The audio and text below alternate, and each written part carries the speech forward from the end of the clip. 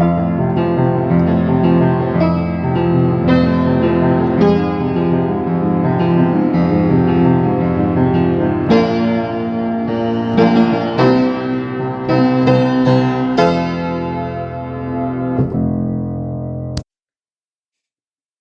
Pixel. Hi, Paige. Hi.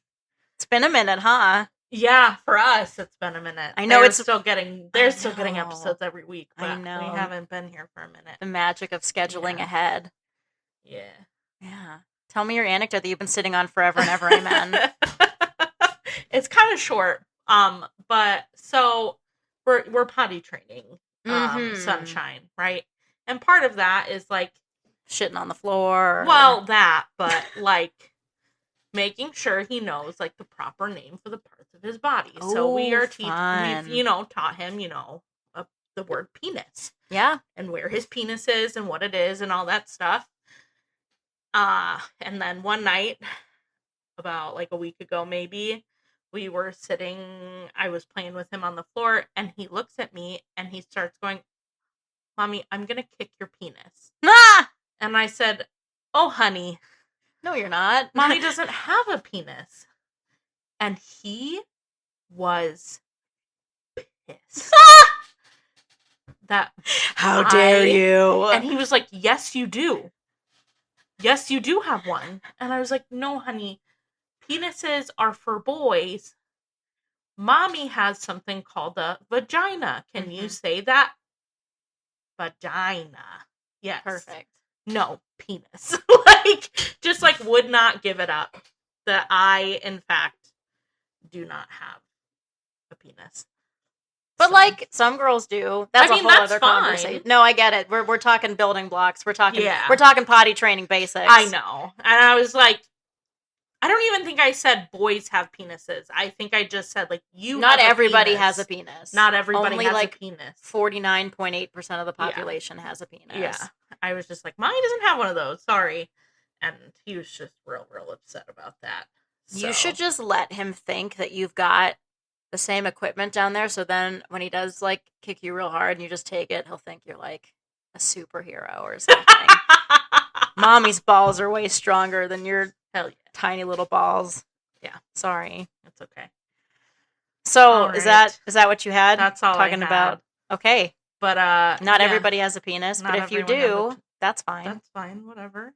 Penises are penises and vaginas are vaginas. And whatever you've got, here's my advice for you. Whatever equipment you've got in your bathing suit region, enjoy it. Make the most of it. You know what I mean? So, all right. So we have a video game episode again this week.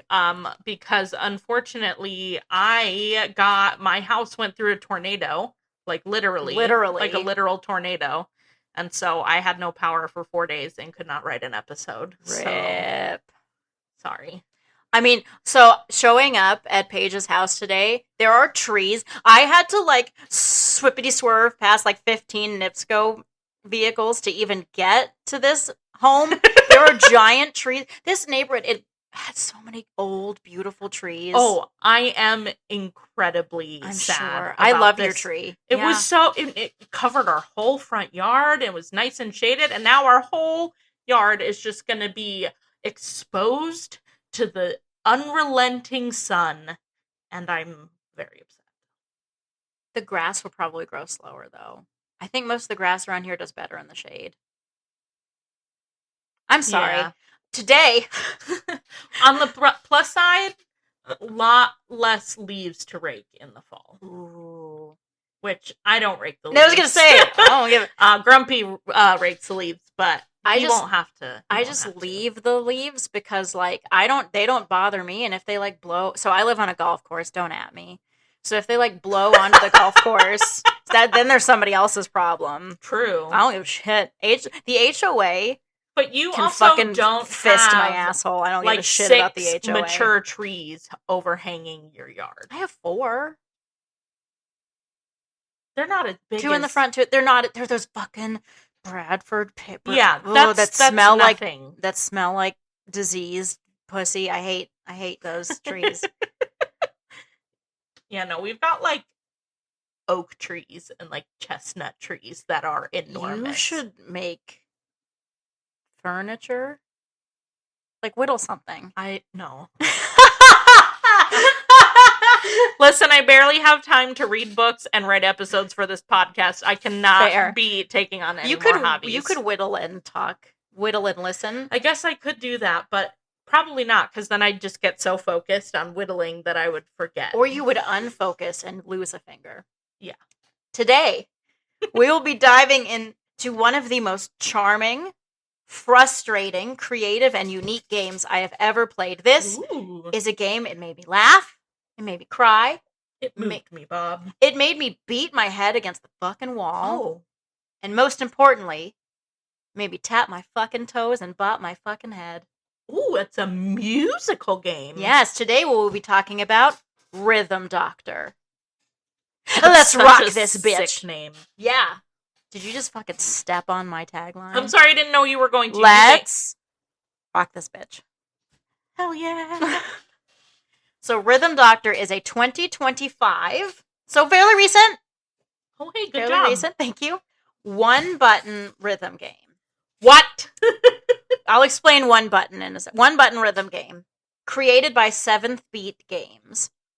Similarly to Papers, Please, the mechanics kind of like are the game and are the plot in some inextricable ways. So I'm just going to include the mechanics in with the plot. Perf. Love it. Overview.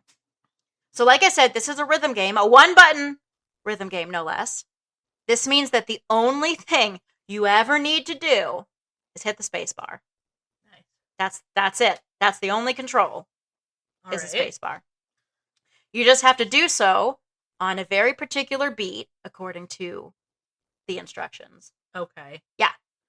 So you are the intern. You are a doctor training on a new state-of-the-art piece of medical technology. Ooh. Rhythm defibrillation. Mm-hmm. Like staying alive? Staying alive. Hope you're staying alive. Yeah, it's just like that. So you, from your computer at home, can get people's heartbeats back to a healthy rhythm by hitting a button on the beat. Okay. Sounds simple enough, right? First of all, wrong. Second of all, when I say this is one of the most poignant commentaries on our healthcare system today, I fucking mean it. All right. We're going to get into shitty American healthcare today. Like right now, my healthcare heroes are like, number one, Luigi Mangione, my boy, always. Free Luigi. My Italian stallion, Luigi Mangione. And second, the fuckers that made this game. We'll get there. Doing the real work out there. Yes. No, genuinely, I feel like every CEO of any like healthcare adjacent, everyone should have to fucking play this game or at least watch. Mandatory for humanity. Important. Can I play it on my computer? Like, yes, is it literally my space bar? It's a PC game. Yep, it's on Steam. It's like $12 on Steam. All right. Well, and it's not frightening. No jump scares. Oh no I have not. No. I totally just out of the blue yesterday remembered our Let's Play. Yeah, that's not fucking happening. I don't think. I still have it. Is it watchable in the least? I don't know. I haven't even watched it yet. Let's see if it's not just garbage. Anyway, I played it one more time after that, and I haven't since because I am a big baby. Skilled. I am. Yeah, I get it. So each patient at the hospital has their own story and their own music. Okay. Think like how like Star Wars, like the different characters have like themes. Yeah. It's very similar to that, and like the themes get woven through because like they're regular patients, so you see them several. It's not like one and done. And the music in this game is so good. Which like it's a music game, so like it better be doing that right. But like there's this I have had that like one of the like themes for one of the couples in the game is like da da da da da ba da da da da, and I'm just like going around my house just like singing this song to myself. There's another one. It's like there's some that's like on like a pentatonic scale, so it's got that kind of like Western or Eastern music. It's so cool. Oh, it's so cool. I just realized what shirt you're wearing. Okay, do we need to take a detour to talk about my shirt since you said that on... Okay, so a friend of mine who, what's his code name? Who? The person that made this shirt for me. Oh God. Oh, you got to make this good because I know he deserves it. I'll send this to him now. He's not a regular listener, but I'll send this to him because he's getting a shout out. Oh gosh. Balcony bitch. Oh, that's so good. Oh, that's so good. That has nothing to do with the shirt. No, but so Balcony bitch also has a t-shirt company. And and also just like toodles around on Facebook and like is a silly man. So like the company left today. Yeah. I had posted a picture of like my new haircut on my Facebook, and my mom hops in the motherfucking comments and just says ew ... like EW ... Balcony bitch thought that was hilarious. So he took a screen grab of just like my mom's profile picture and the comment and made a t-shirt and like a license plate front thing for my car that are that. And I'm wearing it, and Paige just noticed it. This has nothing to do with Rhythm Doctor. No, but I love it. I don't even know. We're talking about the music. I'm so sorry. Thank you, Balcony bitch. Thank you, Balcony bitch. You'll be sure to get this one. I was the Balcony bitch this You were the Balcony bitch this week, which many listeners at home do not know what we're talking about. And this is as much as we can explain without me losing my job. So, so the music this game, it really effectively like captures the characters and their stories. Like it's good, simple.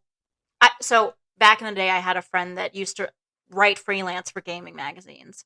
Okay. And he wrote an article about like 8-bit music for video games and how like a good musician can make an orchestra sound great.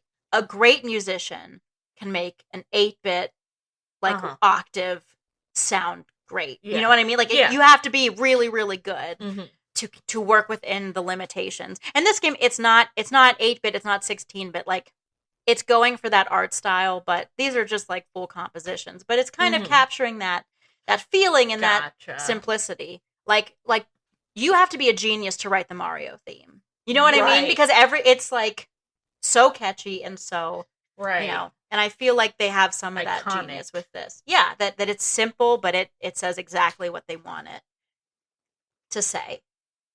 So like damn, good job, 7 Great job. Games. Also, just a little aside upon an aside here. That's what we're good at. I am usually like really good at rhythm games. So I am a musician. Right. It's not my main gig, but I do perform on a fairly regular basis. I studied music theory. I've studied composition. I write music. I play 4 instruments. I sing. This game is fucking hard. All right. Like, I genuinely don't know if it is playable for non-musicians. Like, that's not me trying to be like a bitch or like. It's difficult. I played the trumpet in middle school. Were you good at like counting out rhythms? Okay, well then maybe give it a shot. It's $12. Right. Give it a shot. But like, so Game Boy watched me play some of this, and I was like stuck at a certain point, and he was like, "Babe, I cannot help you. Like, I cannot even fathom helping you. You are so on your own right now. You are hopeless." So like, if you're a musician though, if you are a musician or you want to like get better at counting or feeling a beat or syncopation or subdividing beats or whatever, this game is like genuinely great practice for that. You learn music vocabulary. You get exposed to several different styles of music and what makes them distinct on like a rhythm basis. You get visual and tactile feedback for like when you're on beat or not. It's like genuinely, it's a good tool for me. If you're a musician, if you want to be a musician, if you're learning, if you struggle with rhythms, like maybe give Rhythm Doctor a try. Rhythm Doctor. Yeah. So anyway, the first patient that you see is a samurai. There's no explanation. He just is. He has insomnia, which gives him arrhythmia, and to help him, you got to hit the space bar every 7th beat. That's his music. Nice. It's very pentatonic and lovely. So it's pretty straightforward. It's not too difficult. He is probably the least well fleshed out character, but like, so you will learn later. I did not ultimately go with him, but he was a close runner up for my crush character. Because he just like, every time he's on screen, he's just like bobbing his head like a chicken all the time. He is in full like old school samurai regalia. Always. Nice. Always. And his song just fucking slaps. It's like one of my favorites. And he is always like showing up with other characters to like try to be helpful, but in a weird. So like imagine the meme from The Office where like Dwight turns around and Angela's right there and he's like, ah! Like that's what the samurai is. He's just always like, can I help? Just like right, really, really close to the. Yeah, I love him. I love him. He sounds fantastic. Mm-hmm. Your next patient is a teenager named Logan, who has panic attacks every time he tries to tell his crush Haley how he feels. I'm sorry. It's very relatable. I know, right? But also not a hospitalization. Well, but like actual legitimate panic attacks. So like maybe just like listen, just let it go, dude. No, okay, no, because she like so clearly also has feelings for him. Oh, okay. Because this game is not the most realistic game. Right. But she has panic attacks whenever he has panic attacks because she's worried about him. So, like... Do they end up in the hospital together? Yes! Yes! And it's, like, played up as this cute romantic thing. It's actually, like, you all need medication and therapy. It's, like, really troubling codependency wrapped up in, like, just kind of an adorable teenage love story. Because, like, ma'am, I have been in relationships where we made each other spiral easily, and, like, it's great when it's great, and when it's bad, it's a fucking nightmare. So, like, stability. Something to be said for your panic attack not making them have a panic attack. You know what I mean? Somebody has to be mentally stable. That is Game Boy's job. Game Boy's job is Grumpy mental and I health. are usually, like, switching back and forth. And, like, I don't mean to... Okay, I can be a supportive wife. Like, whenever Game Boy's down, I can be supportive, I can be there. But, like, in general, I am the psycho of the family. As is my right. Really? Fuck you. Fuck you, Paige. I'm about to be the psycho of this household. You keep your shit up. You thought the tornado outside was bad. Another patient is the barista of the hospital's coffee shop, and she is frustrated unto death by her customers. I feel that. I know. In my soul. Really and truly. Absolutely. She smokes. She has heart problems related to anxiety and exhaustion and the smoking. Yeah. And get this. Because you are already working remotely. So the intern, from the patient's perspective, all they see is like a screen with a finger and a button on it. You don't speak to them. You can hear them. They cannot hear you. That sounds creepy. Babe, we're getting there. So, because you're already working remotely, you're already not having contact with the patients in their rooms. The hospital decides that you can just treat her while she's working so as not to lose any productivity. That's dystopian. Mm-hmm. Mm-hmm. We were just getting warmed up. I'm sure. So after you meet her, you move over to Ward 2. And now, like, instead of hitting every 7th beat, you hit every other beat, no matter what. You got to keep a steady rhythm, no matter what shenanigans the game pulls on you, and it will. And, like, so I'm... Shenanigan. Absolutely.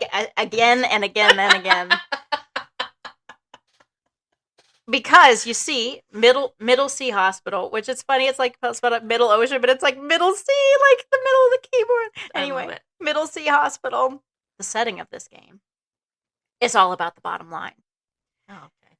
Dr. Ediga the head of the hospital, decides that you are doing well enough to start treating multiple patients at a time. No. Which, like, on the one hand, definitely makes shit more difficult. And it's absolutely part of the overall message of the game that capitalism has overrun the field of medicine and is ruining it and killing all of us. Yeah. On the other hand,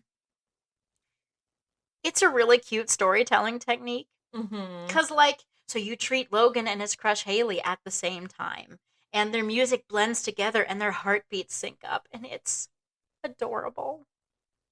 Yeah, but also they're in a really toxic relationship. Okay, so there are other couples. So, like, the barista gets with a DJ. So it's funny. The barista is overworked. There's a DJ who also has heart problems because he's addicted to coffee. They get together because he's literally always in the coffee shop in the hospital. They get together. They're not great for each other. They're not helping each other with their various addictions. Are they treating him whilst he is at the coffee stand? I believe they do. He's usually, like, in a patient room, but by the end of the game, they are treating people here, there, and ever. Like, it just becomes more and more chaotic.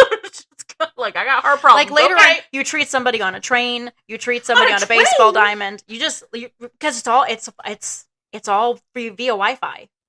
Right, but, like, how did you get to them? How do they hook it up? It's like they listen. They don't ever really explain. But on your end, if there's a Wi-Fi signal that can get between you and them, you can rhythm doctor their heart back into sync. You're thinking too sci-fi with this. This is like a big metaphor for lots of shit. All right, let go, let the science. You gotta let the science go with this one. I can't. So, it's right around this time. Oh, so I was saying there's, like, Cole and Nicole, the DJ. There's their name. Cole and Nicole. Yeah, Nicole and Cole. Oh, they're a couple. They write music together. They're cute. There's also there's an older couple that are, like, stuck on different wards of the hospital, and, like, they're just both asking to see each other, and they're, like, really sweet and old, and they're really cute, and towards the end of the game, they finally get to go to, like, a chair dancing therapy class together. Chair dancing! And it's so lovely. So, you know.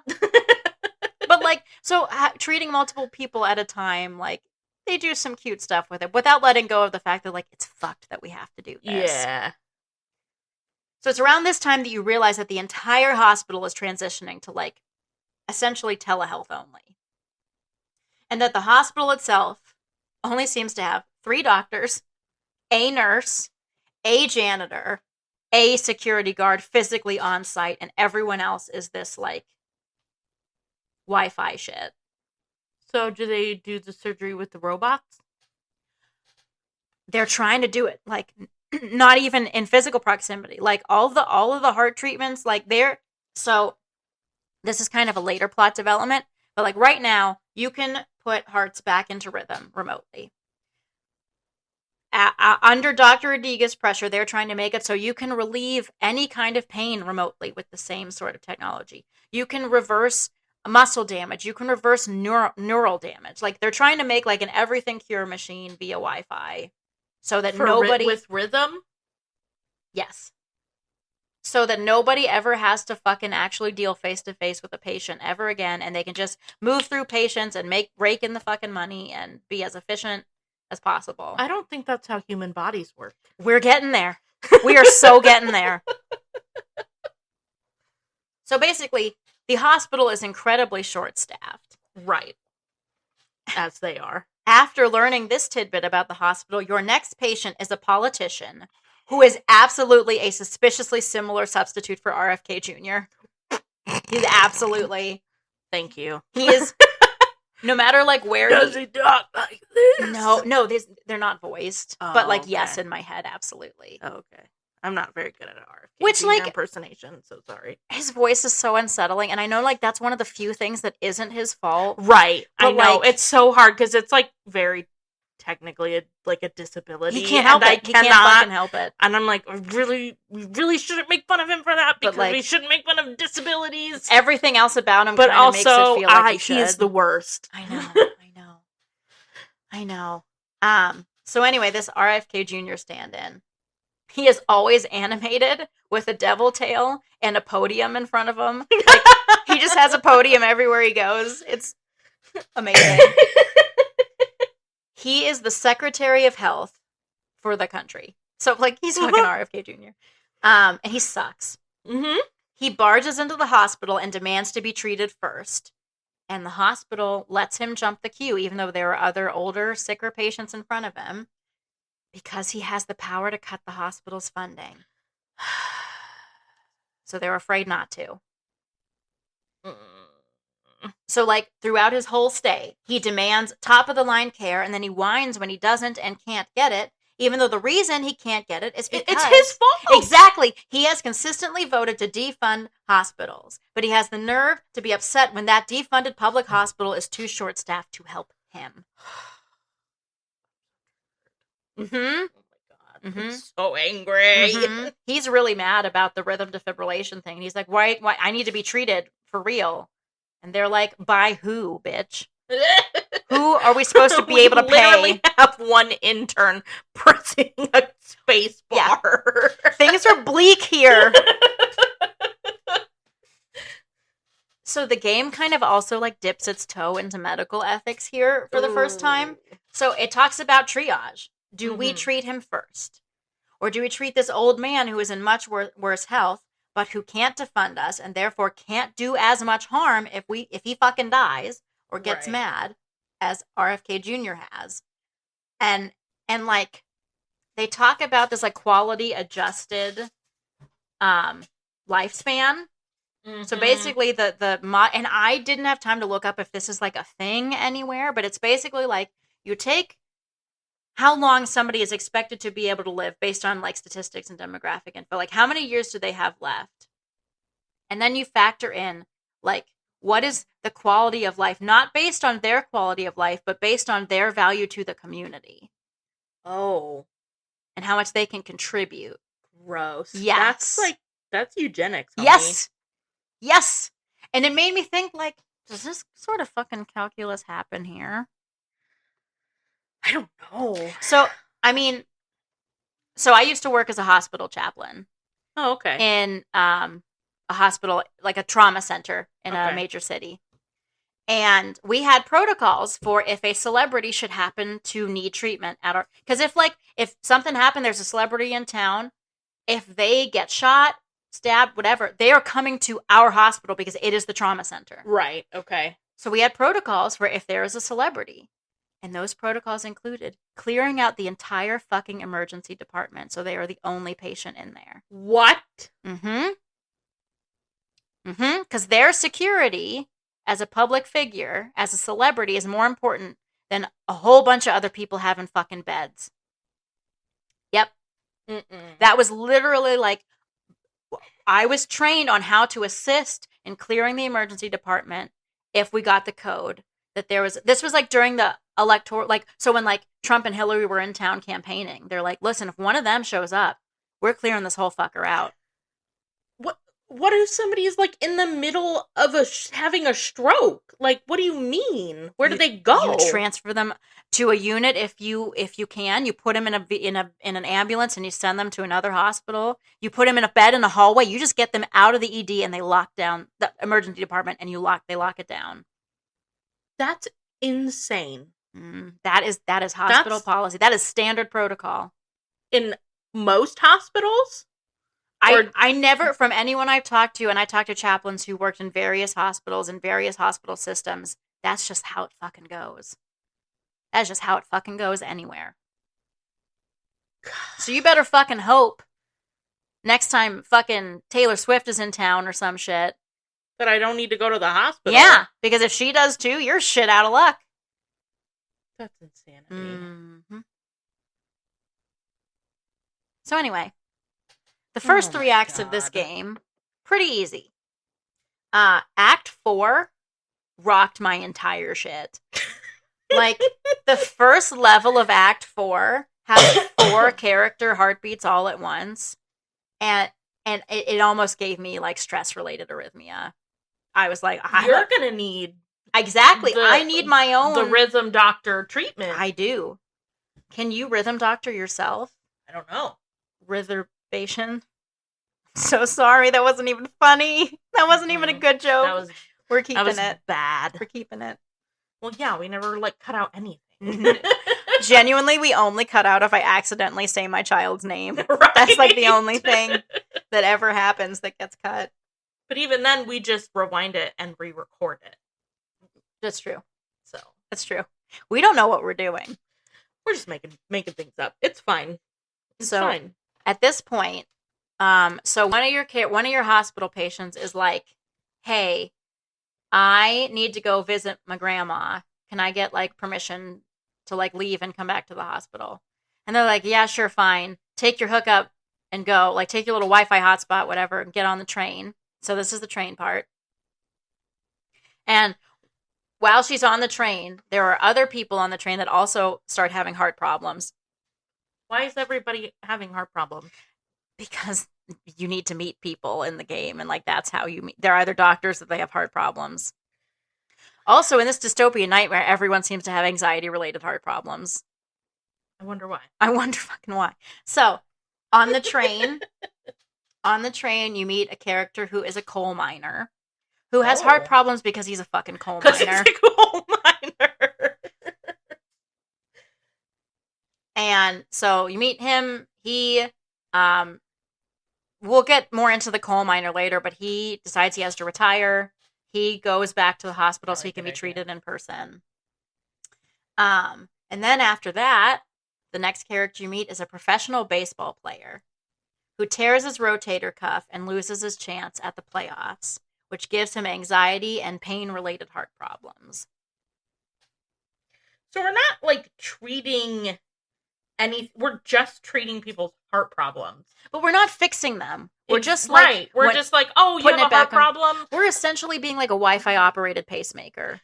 Do these people have to continue to have their rhythms bumped for the rest of their lives? So here's the thing. Or is it stop eventually? I think that's part of what the game is saying, that like these like quote unquote quick fix solutions aren't fucking solutions. They're not real healing.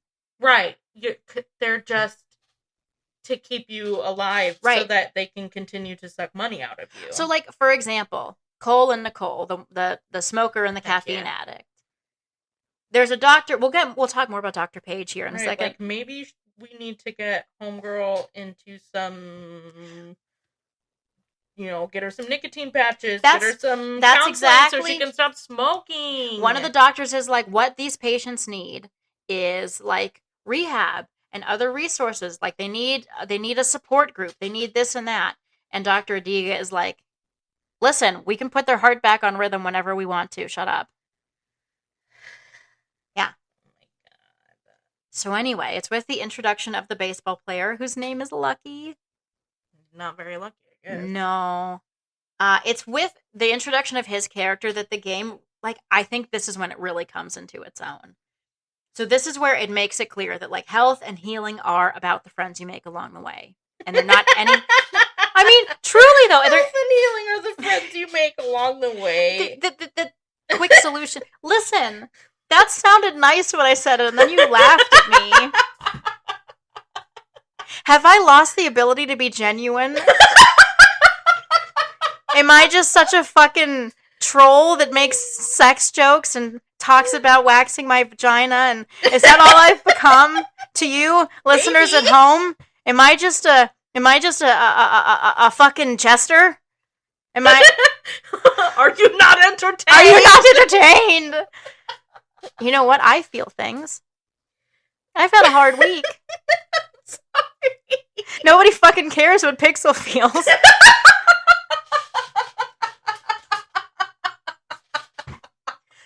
Oh my God. Where the fuck? I don't... Even jesters deserve love. So, will you still love me if I stop making you laugh? Is that all I'm good for? What happens when I run out of jokes? What happens when I need you to cheer me up? Do you just abandon me? Do you find another podcast? You just gotta go to the rhythm doctor, I guess. I feel like I can't fucking... What's happening? Okay.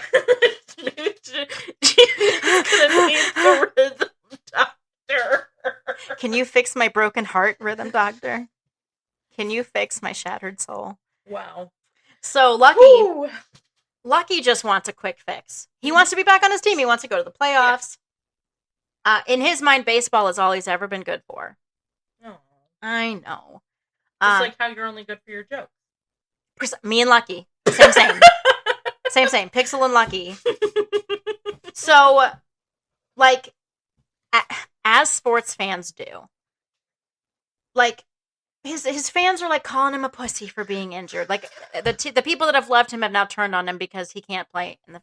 Like, how the fucking entire country treated Simone Biles when she decided she couldn't compete. Like, that level of, like... Sorry, I don't want to break my neck after flipping in the air. It's the same energy. Like, he's... God, I hate sports fans. Same. So, like, the doctor... So, Dr. Page, and it's very confusing for me because the doctor's name is Page and your name is Page. Hell yeah. It's not you. I am Dr. Page. Dr. Page is, like, she is the representation of, like, the old ways of healing. And, like, just being there for someone. And that healing takes time, and it takes community, and it takes giving someone your individual time and attention. And you can't rush healing. Like, she is, like, the embodiment of everyone who goes into healthcare for all the right reasons. Like, she is just a solidly good character. And so Dr. Page tells Lucky, like, no, dude, you got to do rehab. You have to take it slow. If you don't, you're only going to make it worse. If you ever want to play again, you cannot rush this. Mm-hmm. And Lucky is like, fuck you. Because Dr. Ediga, head bitch in charge, offers Lucky freeze and burn beats to numb the pain. So they're different rhythms. Basically, he's like, we've modified the heartbeat machine. Now we can numb your muscles. Yeah, that's how that works. Listen, it doesn't matter how it works. It makes his muscles numb. That's all we need to know. Dr. Page tries to explain that numbing pain and healing are not the same fucking thing, which preach, sister. And just because you can't feel it doesn't mean you aren't doing hella damage. Right. You're probably actually doing more damage because you can't feel the pain. Yep. And so your body doesn't, like, pain is your body's, way of saying, hey, stop. Exactly. Stop doing that. Pain is important. Lucky doesn't listen. He gets the freeze beats till he's all numbed out. He goes and practices, and guess what?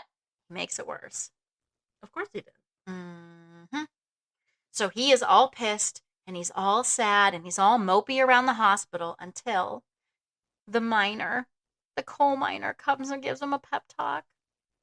Good job, coal miner. He says, listen, you got to put your health first, even if it means letting go of the livelihood that you built your entire identity around.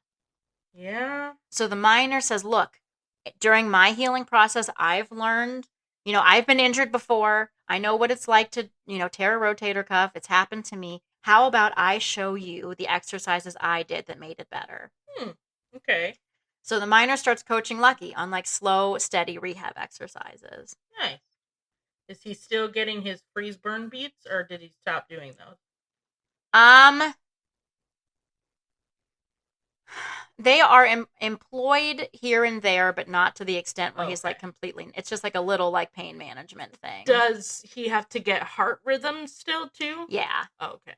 But, like, we're quickly wandering into the part of the game that is now less about trying to explain what we're actually doing healthcare-wise and more about telling an emotional narrative through... Well, it's more of, like, telling a story about healthcare and about these characters and about...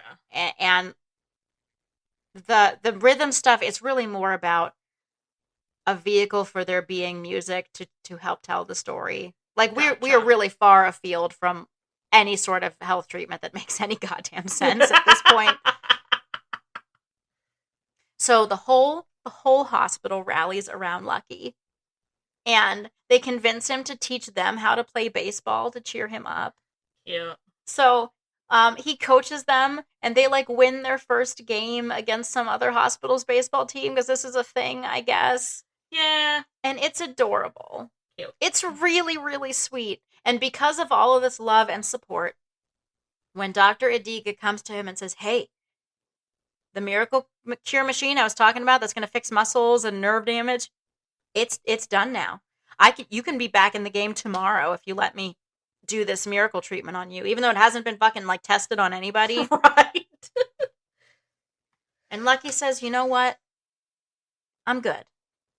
Mm-hmm. I'm going to stay here with people who actually care about me, and I'm going to give my body what it deserves.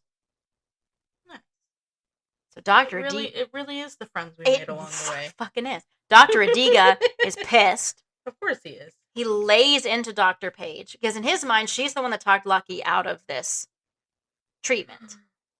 Even though she never directly addressed it. She just was like, hey, you still gotta, take care of yourself. Your shoulder's still really fucked up.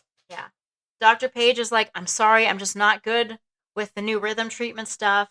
I feel really overworked. I'm exhausted. Can you please lighten my work schedule a bit? Just so I can, sleep. And this motherfucker, he says, what? You don't have kids. You don't have a family. Oh my Why can't you just work all the time? The audacity. So she quits in response, which she fucking should. Yeah. Because holy shit. So yeah, Dr. Adiga, he is corporate healthcare personified. Everything is numbers. Churn through as many patients as possible with as little staff as possible. No time for slow healing or bedside manner or love or care or rest or anything. That to me is the game's biggest message, that healing isn't about getting patched up so you can just be fed back into the machine again. Right. It's a slow, social, emotional journey that maybe where you land is I can't ever do what I was doing again. I need to have a slower life. Yeah. And that's fucking fine. Right. It's a very anti-capitalist message, but it's fuck capitalism. I know. And also, I think they did a good job of portraying it's not just patients that suffer from the way our healthcare system is set up. Everyone does. Mm-hmm. These doctors are overworked. People that go into the field for all the right reasons, either play along and become part of the evil fucking machine. Right. Or you get chewed up and spit out, or you work yourself to death. Yeah. It's bad for everyone. Dr. Page is a great doctor. She loves helping people. She quits. Yeah. Because she'll go fucking insane if she doesn't. Okay. So we're at Act 6 of 7, or 7 acts. We're at Act 6. And we meet a new character named Mark. Okay. Who makes one request upon arrival. Hi, Mark. Do not, under any circumstances, let Dr. Adiga anywhere near me. Because I'll murder him? So, Mark and Dr. Adiga used to be colleagues. Because they graduated medical school together. They both started at Middlesea Hospital together. Mark could never keep up with Dr. Adiga. And when Dr. Adiga was put in charge of the hospital, Mark was losing his mind under the work schedule. He developed a really serious heart condition and had to quit. And Dr. Adiga never spoke to him again. Treated him like a loser. They were I don't like best this friends. Dr. Adiga fella. Nope, they were you may besties. Quote me on that. Meanwhile, things at the hospital are bad. Everything is automated now. The janitor is a robot. The security guard is a robot. Where did they get all these robots? They're just getting them. They're just finding them. Does this game take place in the future? Or is it? It's just doing its own thing. It's just there's no year attached to it. Okay. So things are getting really bad. Dr. Page decides to come back just in the nick of time because she missed her colleagues. She missed her patients. She loves what she does. She comes back. Right after she gets there, Mark, the patient who used to be a doctor at the hospital, codes. Dr. Adiga gets there first. The other doctors show up with a crash cart. Dr. Page is we can get him back. We know how to do this. We have all the equipment. There is a way to get him back online. No, do the rhythm stuff. Yes, he says, no, Give it to the intern. We're trying out the miracle cure. on Mark. I don't think you're allowed to just try experimental treatments on patients without their consent. So Mark is conscious at this point enough, and he's like, you know what? Fuck it. Like, I'm dying. Whatever. If it makes you fucking happy, give me your miracle treatment. But before you do, I need you to know that you are a small loser of a man. Yep. You are obsessed with being a savior. You don't give a shit about helping anybody. Right. So he's like, all right, I've said my piece. Hook me up to the fucking thing. So they try the miracle cure. It goes badly. Really? So badly that the whole hospital goes haywire, and you have to fix everyone's heartbeats all at the same time. 14 heartbeats. How is that possible when you only have one space bar? Just fucking wait. We'll get there. We will get there. Short answer, for me, it wasn't. We'll get there.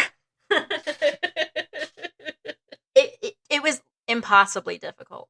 Like, there's a point, so sometimes there's a point in some games where, like, you're going to fail. Like, there are unwinnable missions that are actually part of the story. Right. Yeah. So at the midpoint of this, there is an unwinnable moment. Okay. And then, so you fuck it up. The DJ swoops in and he's like, hey, I just dropped this sick new track. And he starts playing it. And everyone's heartbeats sync up to the track that the DJ wrote. So he kind of saves the day, but it's still really fucking hard. Yeah. But anyway. So eventually, you and the doctor's on site. You get everyone under control. All the heartbeats, everyone is safe. Everyone's alive, including Mark. Mm-hmm. And the last story moment is Dr. Adiga buries his face in Mark's chest and cries. Like a redemption, like forgiveness. Like, I almost killed all of us with my fucking ambition, and you were my only friend, and I... Okay, well, fuck you, Dr. Adiga. Yeah, whatever. I don't care. They're pulling out a redemption moment. It didn't particularly move me, but that's what they were going for. So, favorite moment. Uh-huh. Since there are so many standout moments, I am going to use this section to talk about the most technologically impressive thing about this game. That you only have to use one button? No. That's not what I'm talking about. So, like I said, the art style is like pixelated, it's simple, 8-bit looking shit. Yeah.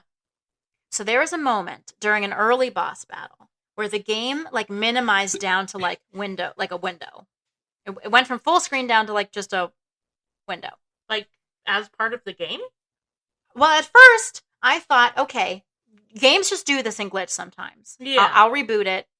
Same fucking thing happens. I can't do anything to make this go back to full screen. So I thought, you know what, fuck it. I'll just play this level small. And then that little game window starts dancing around my desktop screen to the rhythm of the music. Oh, no.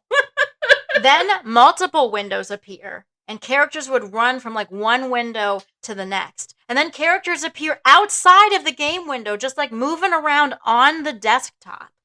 How is that possible? I don't fucking know. I can't figure it out. Like, at first, I thought, this is a trick. The game has somehow cloned my desktop.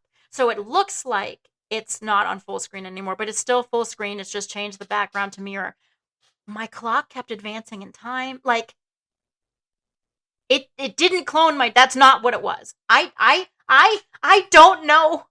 I don't know how they did it. I can't fucking wrap my head around how they did it.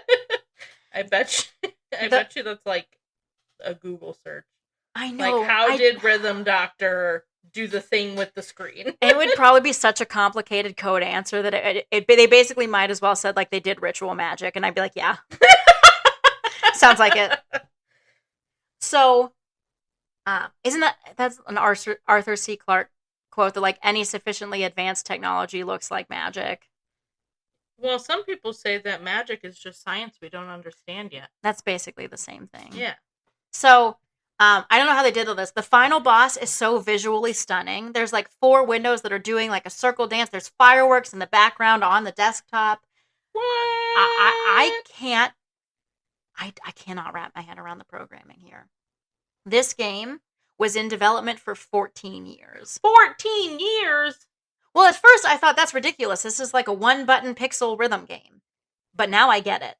Like, however they did that shit. How did they know about RFK Jr. 14 years ago? it's been in development since then. Like, I imagine that some of the, like, they started with the technology of how do we even do the shit we're trying to do. Okay. There are certain things that could be added relatively late stage. Oh, okay. And also, RFK Jr. is not the only shitty politician that tries to fuck with our healthcare system. True. So. True. But yeah, they've done shit I've never seen any game do ever. I was part where I wanted to smash the controller. As I alluded to, the final song was incredibly hard. Yeah. Like, I didn't actually beat it because I ran out of time today because I was like, had 2 hours to write the episode and I hadn't finished the boss yet. And I was like, fuck it, I'll watch the ending on YouTube because I can't. Like, given time, I could have gotten it, but I didn't fucking have time to finish it before I needed to be done with this episode. Which I do feel like a loser. In case you at home were wondering. You're not a loser. Oh my God. Today my therapist told me that every time you have a negative thought about yourself, you have to replace it with 3 positive ones. Oh, okay. I have good hair. I'm decent with a joke. And I throw it back like nobody's business. Right, that's 3 things. See, not a loser. All right, character I had a crush on. Speaking of throwing it back.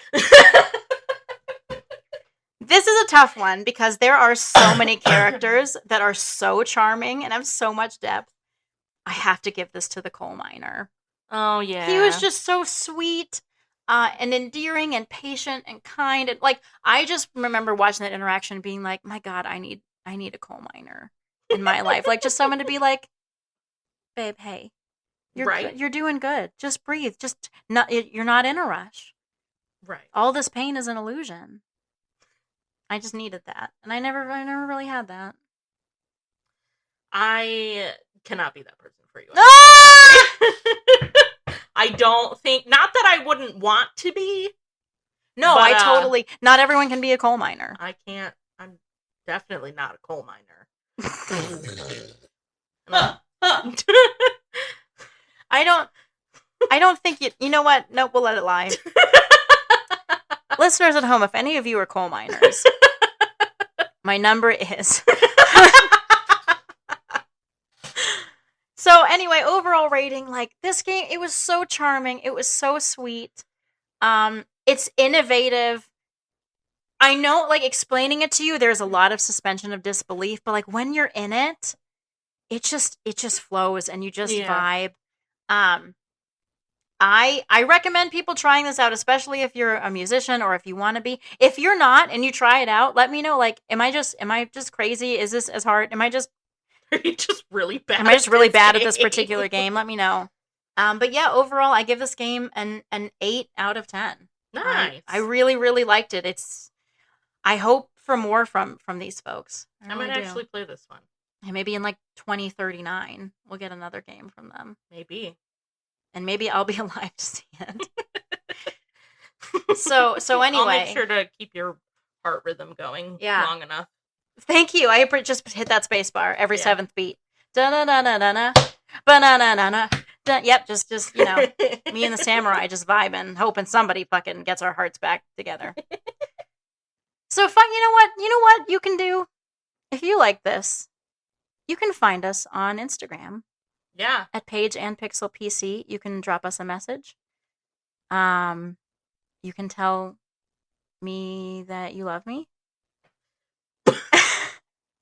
You can tell Paige that you love Paige. Nobody's gonna do that. We'll see. But for now, read hard, play hard, and fuck RFK Jr. But not literally. Please.